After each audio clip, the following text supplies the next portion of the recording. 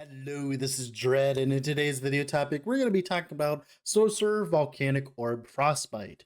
Now, of course, before we get into the video, I have a few things to talk about. First things off, February 21st is going to be the official 1.0 launch date for Last Epoch, meaning that I'm going to be very busy. As one of the people who make a lot of the content for Last Epoch currently, that means that I need to get my gears up and running, and we're going to be playing a lot more LE than normal. That means that I'm going to be streaming a lot more. So if you want to see me play Last Epoch, you want to see what I do in the background whenever I'm making builds and stuff like that, I'd heavily suggest checking out my Twitch stream. There, you can also ask me questions about builds. You can ask for build reviews. You can just ask generic questions about Last Epoch, and I'll probably answer most of them if I can. Now, with that being said, let's talk about Sorcerer, shall we? Now, I have a confession to make. I'm kind of making this build out of necessity, mainly because a lot of people of recently, right, have been kind of complaining that I haven't really been pushing much corruption with my builds. And that is because corruption pushing is kind of boring. I'm not going to lie. Corruption pushing is very boring. It sucks. No one likes it except for a very few specific people. That's why I never usually do it. Most of the time, it's way more efficient to farm lower corruption levels very, very fast, and you will end up with more loot in general in a shorter time frame than if you went into a higher corruption and struggled. So that is why I normally don't push corruption. Now, of course, for this build here, we're playing Sorcerer Volcanic Orb. Why are we not playing Runemaster? Well, Runemaster is very broken, as you can tell. It has a lot of ward generation, and as Raywind's Frost Guard, it has about almost every single trick in the book when it comes to making a very successful Last Epoch build, which means making a build with it is very easy. It is very, very, very easy and not very hard at all, meaning that it's kind of just boring. So I thought I'd play Sorcerer instead. Now, there's a few other reasons why we're playing Sorcerer, and the main reason is because, I wanted to go a life stacking build instead of a ward stacking build. So Sorcerer has a lot more benefits when we're just stacking life, mainly just because, we don't really need ward gen if we're stacking life. Now, I'm also abstaining from items like Twisted Heart of Volcaros because that would carry the build, and I'll be honest, it's a very strong item and wouldn't provide any challenge if I push with that. So we're using an Usulani Sphere instead. Now, so this build, we are built around the Armor Shred to Frostbite Chance conversion inside Runemaster's tree at the bottom of it. This allows us to turn our Armor Shred on our weapon here. It allows us to turn it into Frostbite Chance. So I have about, I think, like 5 Frostbites per hit currently, something like that. And that is insanely strong because it is a very low amount of investment to get that much Frostbite Chance, meaning that we can go with stuff like this weapon, we can go with a shield, we can be very tanky while also getting a lot of Frostbite Chance. This is great as it saves us a lot of slots. Now, one of the biggest problems with this is whenever you run a weapon with like Armor Shred on its suffix, it means that you don't have access to something like freeze rate on the suffix of your item. That it's because that's mainly for wands, scepters, and like catalysts, and of course staves, right? We don't get Armor Shred on those, so of course we go with a weapon that doesn't have freeze rate. Thankfully, Sorcerer and Teleport have a very large amount of freeze rate inside of them, meaning we can get up to like 1500% freeze rate multiplier, which is plenty for this build to function. Now, of course, the namesake of the build, Volcanic Orb. What are we doing with Volcanic Orb? Well, we're nailing Volcanic Orb still. That is because when we put it inside of a boss, every single one of those little projectiles that you see can shotgun and do a large amount of damage. And of course, I'm going with the nodes inside Volcanic Orb that makes it pop out a bunch more projectiles when it explodes, and we're going with as many volcanic orbs as humanly possible. We're not reducing the duration. We're trying to get as many volcanic orbs as possible, and it makes our clear pretty good, as those explosions, they give us a very large amount of chance to frostbite enemies. They pierce through all enemies, and our clear is pretty good because of that. We also, of course, freeze enemies because we have 1500% freeze rate multi, meaning that, of course, enemies in the monolith will be frozen, and we can, tank them much easier when they're frozen, right? Which is great. We also use Ice Barrage for a little bit of extra single target, but to be honest, it's kind of a flex spot. You don't have to actually run Ice Barrage. I'm just running it because we don't really have many other options.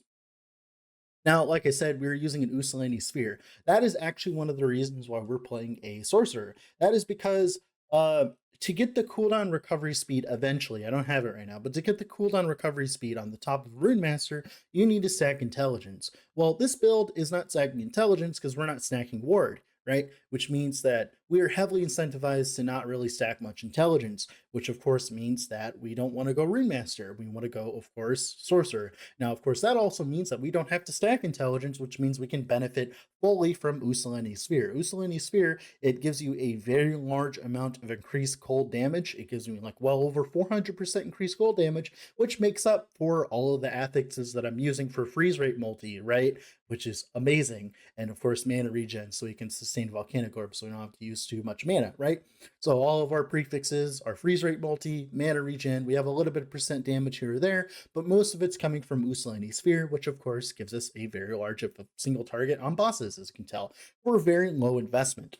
Now, I hit a 3 LP Usulani Sphere with HP, levels of Volcanic Orb and all that. You really don't need this. This is really expensive and it's not really needed. I think a 2 LP one would be just fine, but it's like to each your own on that regard. I've been chided before for saying, oh, well, look at this item that I'm using. You don't really need it. I'm being honest, you really don't need Usulini Sphere.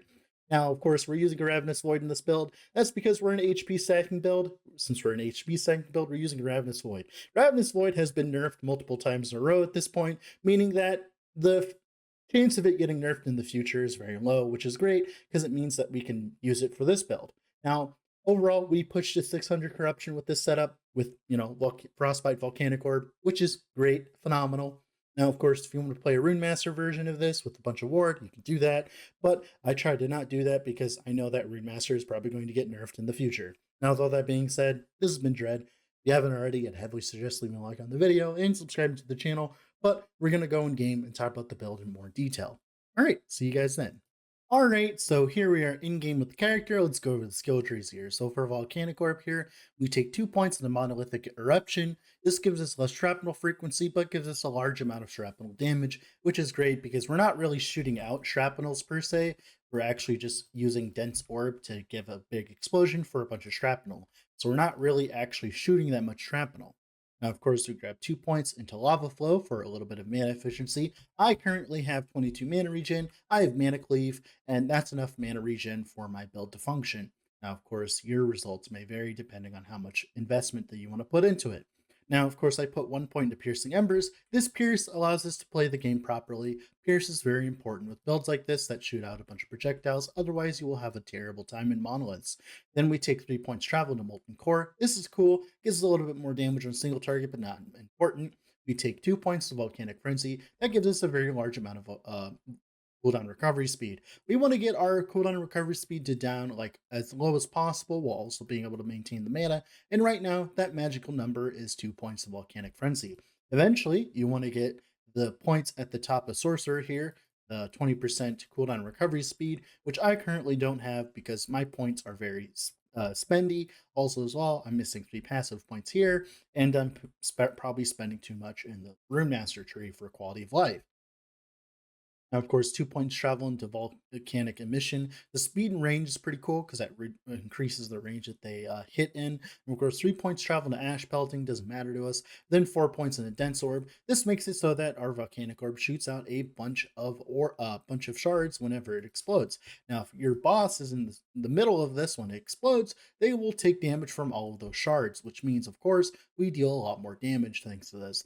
We, of course, grab 3 points in Eruption. Eventually, when you get more points into Volcanic Orb, this is where you're investing all your points. And that's pretty much it for Volcanic Orb. If you're wondering, how is Volcanic Orb cold, even though, of course, I don't put points into that, that is because of this note here, 5 points in a Rune of Winter. If you put 1 point into it, it brings Volcanic Orb, it turns it into cold, which is great because it saves us a whole point here. And we don't really need Glacial Might because we're not going for a hit damage version of Volcanic Orb, we're going for Frostbite, which is great. And that's pretty much it for Volcanic Orb.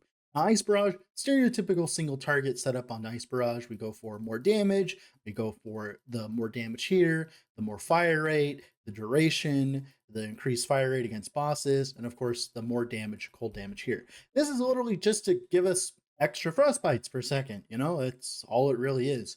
Now, of course, if you don't like playing with Ice Barrage, if you think it's weird, that's completely fine. But it gives us a very large amount of extra single target damage, which is cool. As of course, it also, as you can tell, it also gives us more fire rate against bosses, and of course, that's not taking into account the damage from Volcanic Sphere, which is great. So that's a lot of extra single target for free. And that's pretty much it for Ice Barrage. Teleport is very important this time around. We take 4 points travel into Comet Rush for the cooldown. We really like the cooldown on Teleport because we need to get it as low as possible. 5 points in Crystalline Passage. This gives us a lot of free armor, which helps our armor scaling because we don't have that much armor scaling. Then 2 points travel, 2 points in the time dilation. This is a perfect amount. This makes all these buffs last about 5 seconds, which is almost about my teleport cooldown. Once you get the cooldown recovery speed at the top of Sorcerer here, this would make teleport's cooldown perfect. Then 1 point mana tunnel. This helps us in Monolith, gives us a little bit more extra mana because we can teleport Volcanic Orb, and that saves us a lot of mana, of course, which is great. Then 3 points into Frigid Departure. This gives us a very large amount of freeze rate multiplier. This makes up for the fact that we don't get that much from the rest of the tree and our weapons and all that, and helps us get a significant boost in single target damage. 5 points in cooldown recovery speed here, then 1 point into Rock Phase for the teleport immunity. This is almost mandatory on a life stacking mage because we don't have that much life in comparison to our brethren, to like our druid brethren or anything like that, meaning that we'd get stunned a lot more often than those guys. But thankfully, thanks to this node, we have teleport immunity, which allows Sorcerer to actually be able to be played like this, which is great. That's pretty much it for teleport. Flame Ward, stereotypical Flame Ward tree, nothing too crazy here. We do grab more points in Desperate Defense. That's because we're actually grabbing HP and as much EHP as possible, essentially. And of course, Mana Cleave, stereotypical Mana Cleave setup. Mainly, we're grabbing Mana Cleave to get a bunch of mana. We're grabbing the mana on crit, the extra crit, the mana gained, and of course, the mana gained here. That gives us a very large amount of mana. You can tell here, well, let's spend some mana. It gives us a very, very, very large amount of mana, which means, of course, keeps us topped off. Now, of course, when you're clearing monoliths, you're just using Volcanic Orb. You're just like walking around using Volcanic Orb. You only have to use it every so often, so it's very quality of life. And then on single target, you want to be in their face anyways, because you have to actually put Volcanic Orb on them because it gets spawned on top of you. So you do actually want to be on their faces. So Mana Strike is a completely fine way of getting mana. Now, if you wanted to run more mana regen, you wouldn't have to run Mana Strike. You'd have to dump Ice Barrage. You wanted a mana neutral version, but that's completely up to you and the viewer. That's pretty much it for Mana Strike. That's pretty much it for skills. Let's talk about passives that are important. So for Sorcerer here, we're grabbing 6 points into Reactive Ward, 3 points travel here, 3 points here. This is very strong on an HP stacking Sorc. Every 6 seconds, we gain about like 100% of our life as ward whenever we take a little bit of damage, like go to 70%. And the main reason we have this is there's a lot of enemies that hit a bunch of times. And this is a bunch of defense against enemies that hit a bunch of times, right? Like for instance, alarm archers, stuff like that.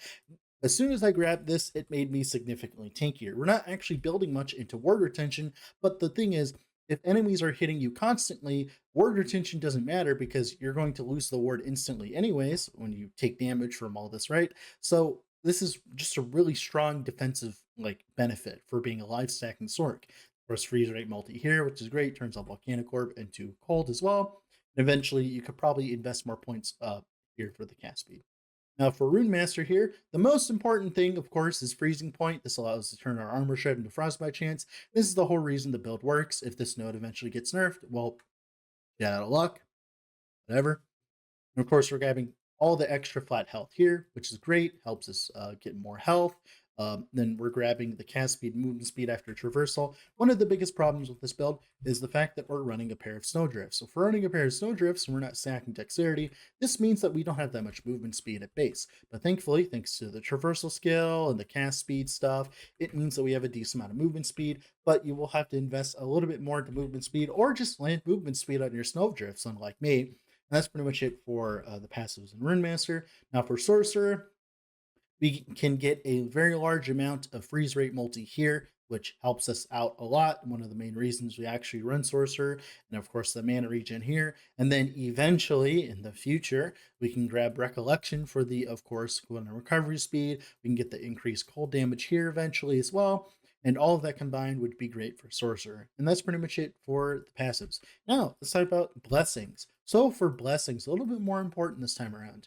So Void Res, of course, since we don't need anything from here, Void Res is great, helps us cap out our resistances. Here you can either get freeze rate multi or cold percent damage. It's really up to you. Here we get Crit Avoid from Reign of Dragons, of course. armor flat here. Eventually, you'd want an upgraded version, unlike me. And then here we have Age of Winter. You'd want an upgraded version, unlike me. Yes, I pushed to 600 corruption without upgraded blessings. What a badass. I know. And that's pretty much it for blessings. Now let's talk about gearing. So for idols, you just mainly need 2 Volcanic Orb reduced speed idols. You can get them with cold damage over time percentage, and those would be perfect. You mainly want your Volcanic Orb to be standing still because you want it to essentially explode on top of the boss and then get as much shotguns as possible. You do not want your Volcanic Orb to be moving. You want it to be sitting there, which is great. And that's pretty much it for idols. Like otherwise, you just grab HP idols, res idols, stuff like that. Or uniques that are required for the build. Of course, you require a pair of snowdrifts. I would heavily suggest having a Uslaney sphere. You don't need one as crazy as mine, but I would suggest having one. And of course, an amulet with like bleeding heart.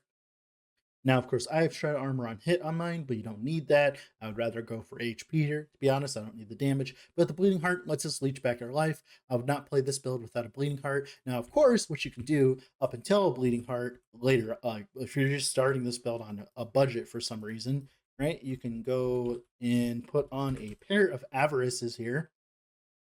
This gives you 3% of leech taken per second. It's about the same amount that I'm getting from my bleeding heart. That would work completely fine. It would mean that you wouldn't run a ravenous void until later. Now, of course, I'm running a ravenous void. Do you need a ravenous void? No, but it's a lot of free HP. Now, of course, you could run a pair of gloves with a bunch of HP, but you wouldn't have the less damage taken. So to each their own. I like Ravenous Void. This is my first time actually getting to use it in a very long time because normally, like I said, I am very stingy when it comes to the gear on my build because I like to keep things realistic, hence why I normally don't run these. But this is the one time where I'd heavily suggest running them because we're playing an HP stacking sort. Now, for helmet here, HP, endurance, frostbite on hit, eventually cold damage over time, probably on a better base too. Weapon here, chance to shred armor and hit, cold damage, damage over time, and eventually that other suffix could be anything else, to be honest. Now, this could be on the sword base, it gives you damage over time. It could be essentially on anything, to be honest, any one-hander with as much shred as possible. Now, of course, like I said, there are better bases, but to be honest, you really just want as much shred on hit as possible. You could use any other one-hander you possibly could want, right? Which is hilarious, by the way, that our weapon doesn't really matter like the base type. It's the first time in a while that matters. And of course, our chest here, our chest is really insanely strong. I have +1 to Volcanic Orb, I have Vitality, HP, and of course Frostbite on hit, and of course it's on a really good base. This is the creme de la creme. This is probably the best item in my entire build. It's probably more expensive than the Ravenous Void because it is insanely strong. Uh, Field here, all res, HP, block effect. You just want extra chunk to be pushing high corruption and stuff like that. You don't want to be taking as much damage. Of course, it's inconsistent, but we take as many layers as we can get because, of course, it's an RPG, so we need layers. Mana regen, freeze rate multi, HP, res, same thing with the other ring, eventually. Although we do need to make sure that we hit our extra attunement here. So I would suggest running one ring with like maybe tier 4, tier 3 attunement, and then of course scaling our intelligence on our tree, which is very easy to do, by the way, because we have plenty of points that we can put intelligence into to like make it so that our intelligence and our attunement match for the Uslaney sphere, which is great, right? Of course, you want to make sure those stack. So this is the one that I'm using for that. Res, Crit Avoid, of course. Belt. This is a perfect belt. Just needs to be upgraded with like a cleanse. I don't actually have cleanse from a Ravenous Void. You actually don't if you play the game properly, but eventually you definitely want some cleanse on your belt. Mana regen, damage, HP, which is great. Like I said, Uslaney Sphere. I would suggest having this as it's a lot of increased damage. Now, of course, you don't need a 1 with LP. 1 with 2 LP would be fine. This is a very low effective level for LP. It's like much lower than the actual drop level. So getting 1 with LP is very easy. And a base Uslaney Sphere is very strong. Like I said, I'm just using this because it's mana regen, HP, but you don't actually need this if you're not pushing to high corruption. Then, of course, boots here, snowdrifts. I have one with HP on them. I would suggest having one with movement speed, but that's just me. But, you know, I didn't hit it. I hit HP instead. Gives me a decent amount of HP. So, yeah, that's pretty much it. And that's pretty much it for the build. Now, with all that being said, this has been Dren. Off to go do something else. Bye.